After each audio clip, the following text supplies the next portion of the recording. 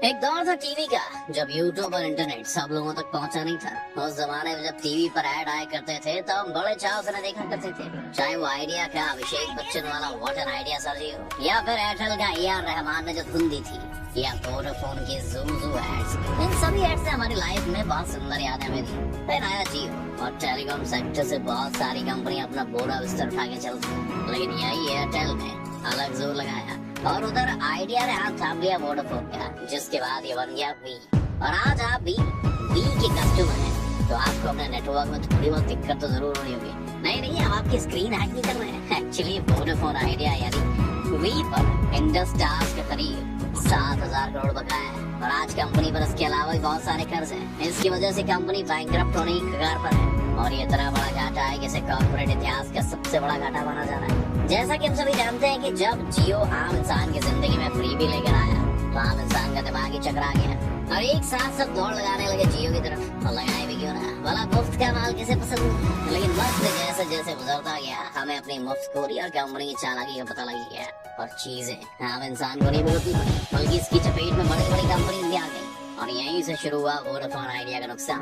Company साल दर साल कर्ज में डूबती गई और आज इस भारी कर्ज में डूबी वोडाफोन आइडिया के करीब 25 करोड़ से ज्यादा कस्टमर्स भी मुसीबत में आ गए। अब आप कहेंगे कैसे, तो बता दें कि वोडाफोन आइडिया पर इंडस टावर के करीब 7,000 करोड़ का कर्ज बकाया है और इंडस टावर्स ने कंपनी को चेतावनी दी कि अगर जल्द ही उसके कर्ज को वीआई वापस नहीं करेगी तो कंपनी इसके नेटवर्क को बंद कर देगी। आपको यहाँ बताते चले कि इंडस टावर्स इंडिया की लार्जेस्ट मोबाइल टावर इंस्टॉल करने वाली कंपनी है और भारत में 5 में से 3 टावर्स इसी कंपनी की साइड से होती है। साफ लफ्जों में कहें तो ये भारत में टेलीकॉम सेक्टर का पिग भी है। अब वी पर इस कंपनी का अच्छा खासा कर्ज चढ़ा हुआ था, यानी लगभग 7,000 करोड़ रुपए का, और ये कर्ज इस साल और बढ़ चुका है।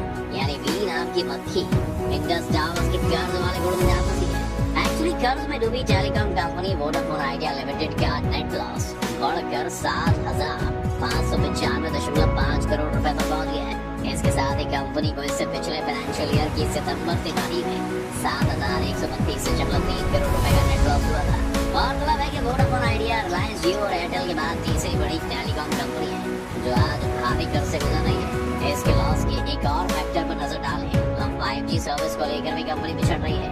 जैसे तरह रिलायंस जियो और एयरटेल दिवाली पर 5G सर्विस को लॉन्च करने की तैयारी कर रहे हैं, वहीं वोडाफोन आइडिया ने अभी तक इस बारे में किसी भी तरह की कोई बात नहीं कही है। एक्चुअली बताया जा रहा है कि वोडाफोन आइडिया को 5G रिसोर्स सप्लाई करने वाली कंपनी और टावर कंपनी के साथ डील करने में दिक्कत आ रही है, क्योंकि कंपनियां वीआई को पुराना बकाया क्लियर करने और एडवांस अमाउंट देने के लिए कह रही है। बता दें कि इन कंपनियों का वीआई पर 13,000 करोड़ रुपए का बकाया है, वहीं नोकिया का 3,000 और एरिक्सन का 1,000 करोड़ रुपए कर्ज बताया जा रहा है।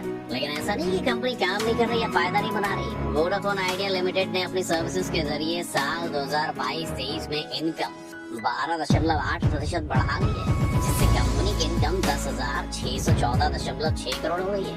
इतना ही नहीं, जो पैमाना कंपनी ग्रोथ दिखाती है यानी एवरेज रेवेन्यू पर यूजर भी ईयरली बेसिस पर 19.5% से बढ़कर 131 रुपए पर पहुंच गया है।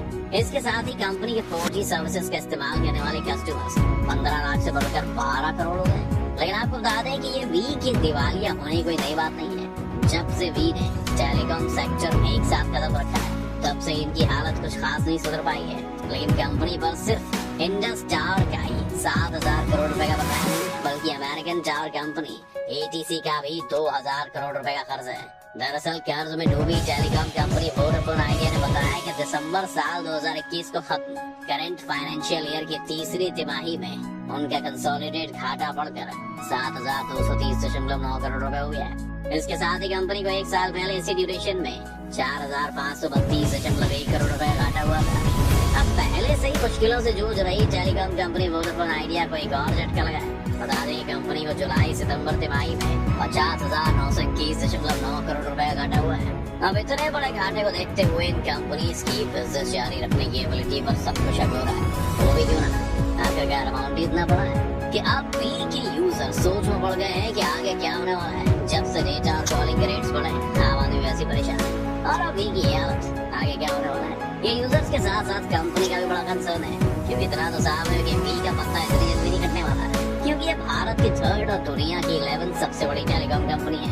अब देखना ये है कि कंपनी इस मसले को कैसे निपटाती है। अब अगर बात इसी सवाल की करें तो क्या सच में भी इस कर्ज से निपट पाएंगे? तो बता दें कि उम्मीद तो सभी को है, लेकिन इतना आसान नहीं है, क्योंकि जितने कर्ज में भी अभी है उस हिसाब से इसे कॉर्पोरेट इतिहास का सबसे बड़ा घाटा माना जा रहा है। और इसीलिए वोडाफोन आइडिया का घाटा भारत की कॉर्पोरेट हिस्ट्री में सबसे बड़ा रहा है, और यही एयरटेल का घाटा इंडिया में तीसरा सबसे बड़ा घाटा रहा है। लेकिन अब सवाल आता है कि इन सब पर वी का क्या कहना है। तो आपको बता दें कि वोडाफोन आइडिया ने ये कहा है कि बिजनेस जारी रखने की हमारी कैपेबिलिटी सरकार से मदद मिलने और प्रपोजल लीगल रिलीफ की रिजल्ट पर डिपेंड करती है, और तब तक कंपनी बाकी कानूनी मदद से अपना काम जारी रखेगी। तो ये तो थी बात कंपनी कर्ज की, लेकिन अगर कंपनी सरवाइव नहीं कर पाई और बंद हो गई तो क्या? तब वी के करोड़ों यूजर्स क्या करेंगे? आज वी के पास लगभग 25 करोड़ यूजर्स हैं, लेकिन यूजर्स की चिंता की कोई जरूरत नहीं है, क्योंकि अगर वी बंद होती है तो कंपनी के बंद होने से पहले ग्राहकों को 30 दिन का एडवांस नोटिस दिया जाएगा, और इन 30 दिनों में यूजर्स अपनी मर्जी से नंबर को दूसरे टेलीकॉम ऑपरेटर के पास पोर्ट कर सकते हैं। हालांकि नोटिस पीरियड खत्म होने के बाद यूजर्स को कनेक्शन सरेंडर करना होगा।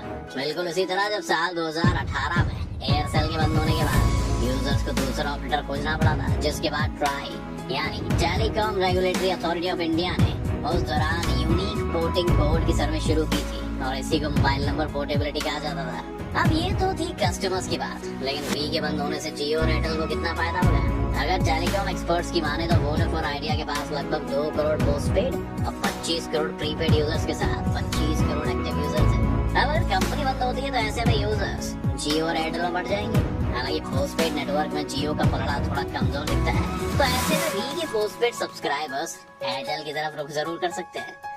वहीं दूसरी तरफ जियो फोन नेक्स्ट की लॉन्चिंग की वजह से प्रीपेड सब्सक्राइबर्स का रुझान जियो की तरफ रहेगा, और इसी के साथ वोडाफोन आइडिया के बंद होने से एयरटेल और जियो को बड़ा फायदा मिलेगा। अब जहाँ कस्टमर्स इन दोनों कंपनीज में पोर्ट होंगे तो वी को होने वाली इनकम भी इन दोनों कंपनियों को ही मिलेगी। बता दें कि आज वी की प्रीपेड ग्राहकों से 109 रुपए औसत कमाई होती है, वहीं पोस्टपेड ग्राहकों से कंपनी को 350 रुपए औसतन मिलता है। ऐसे में एयरटेल और जियो के रेवेन्यू में करीब 20,000 करोड़ का इजाफा हो सकता है।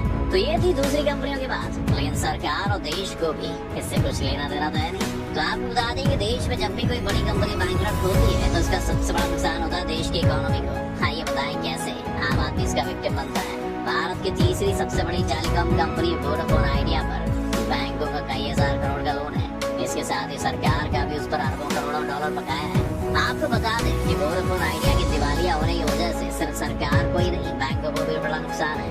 अगर वोडाफोन आइडिया बैंकरप्ट होती है तो बैंकों के 23,000 करोड़ रुपए का लोन डूब सकता है, और इस लोन का करीब 70% देश की पब्लिक सेक्टर की बैंकों की तरफ से दिया गया है। अब अगर भी ये कर्ज नहीं चुका पाया तो इस वजह से हजारों करोड़ रुपए का नुकसान हो सकता है, और असल में नुकसान देश के टैक्स पेयर्स को ज्यादा टारगेट करने वाला है। अब देखना ये है कि भी इन सारी चीजों को कैसे हैंडल